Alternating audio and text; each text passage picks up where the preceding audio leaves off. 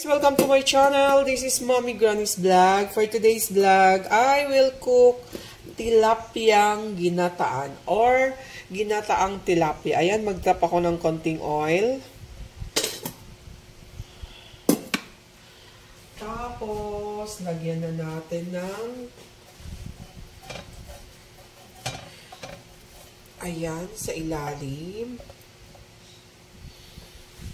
Tapos, maglagay din tayo ng luya bago natin i-drop. And then, ang ating garlic. And then, ang ating kamatis. Ayan guys. Tapos, ilagay na po natin yung ating tilapia. Ayan. Ayan. Okay. Tapos, maglagay tayo ng konting tubig. But bago tayo maglagay ng konting tubig, maglalagay na po tayo ng ating salt. Ay, electric pad kasi ako. Salt, ayan. Siyempre, pag may salt and pepper na rin.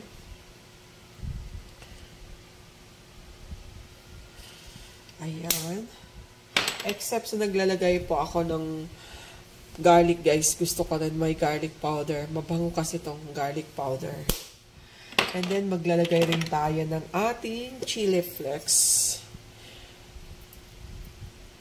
Para masarap yan, guys. O, yan.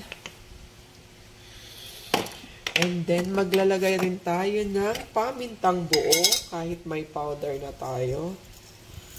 Konti lang. Para malasa. Ayan.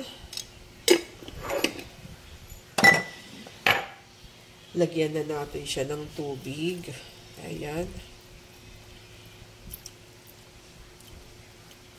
Kulang pa ang tubig, guys. Kasi dapat ang tubig makakalahati man lang dito sa ating kawali bago natin ilagay ang ating gata.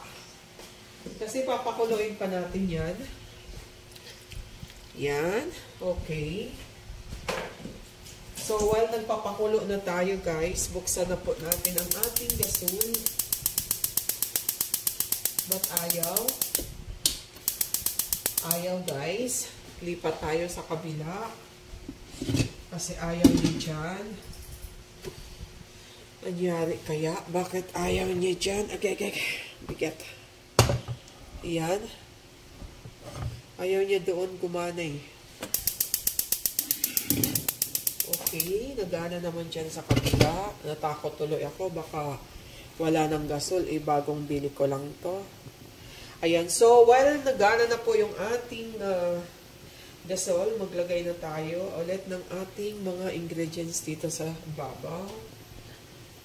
Para mabango pa rin talaga. Garlic, ginger, onions natin, onion natin. Ayan. Ayan, guys. Ayan.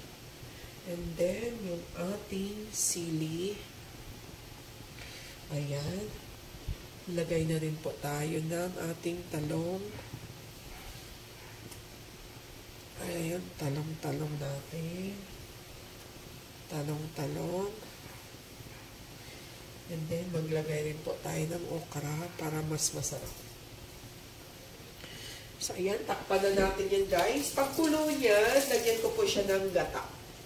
Pakuluin ko muna yan dyan with these ingredients. Oy, maliit. Maliit yung ating takip. Kuha tayo yung malaking takip. Okay. Okay. So, after magkulo niya, guys, lagay natin yung ating kokomama na gata. Kumukulo na siya, guys. Ayun, oh. Bilis, no? konting kulo pa para maluto. Kasi ang gata, mabilis lang to eh. Bango. Sobrang bango. Okay. Siguro mga 2 minutes pa. 2 minutes na kulo pa para ilagay na natin yung ating gata. Yan. Oh, sobrang kulo na. Ilalagay na natin si Coco Mama. Coco Mama na gata.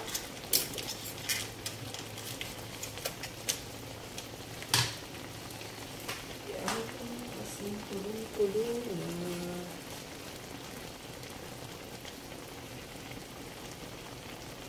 Sobrang kulo na yan.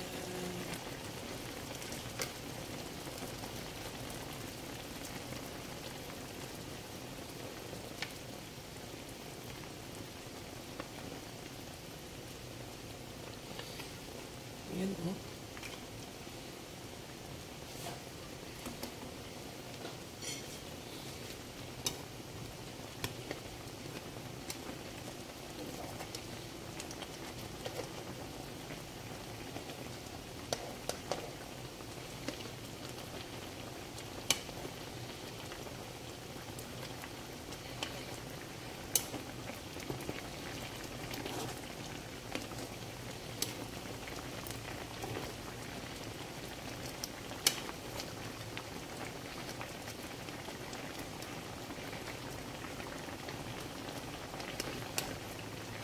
Bango guys.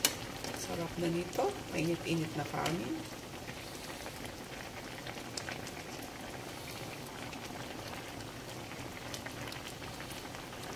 Diba?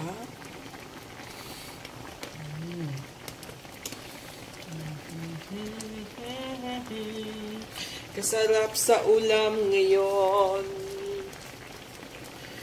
Kasarap sa sudan ngayon. Gatang tilapia. Yan.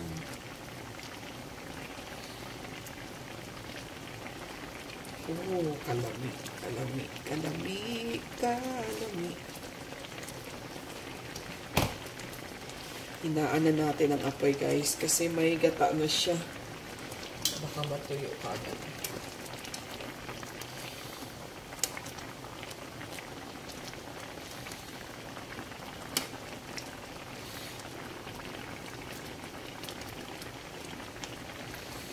Hindi ko inubos ang gata guys kasi actually ang gata bawal po kay Daddy Yoy. Eh meron naman kaming ginagamit na ngayon sa kanyang dialysis na pangontra sa gata. Pero hindi pa rin lubos-lubosan, kuntian lang pa din. Okay. Bango. Sarap. Takpan natin ulit.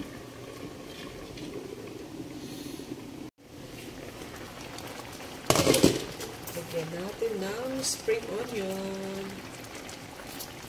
Hindi pa ako nakaprepare ng spring onion kaya dito ko na pinuputol.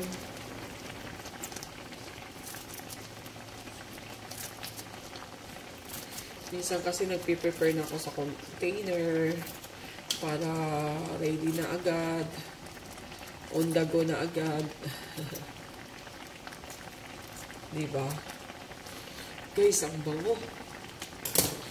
Pwede na siguro natin tikman, diba?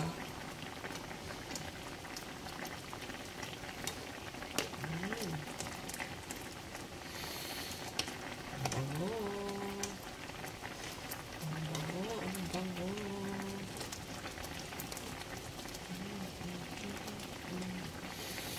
La la la la. Ang bango. Tikman natin guys ha.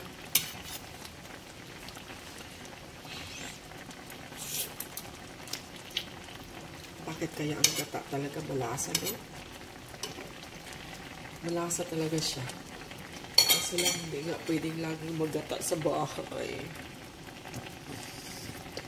Konting kembot na lang yan guys kasi ayaw kong maubos ang sabaw. Masarap kahit sabaw lang ulamin mo masarap na. Natin ibalot to guys. Buo pa din.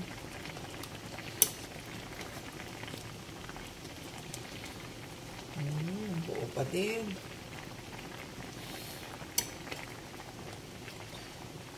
Oh, buo pa din.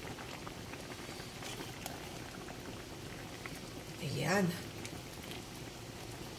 Okay. Konting kimbot na lang. Baka maubos ang ating sabaw.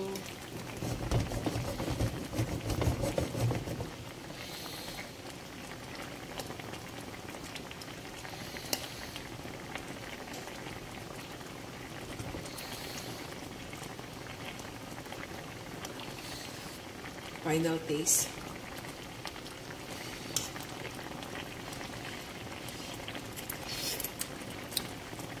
Champion. Ang sarap.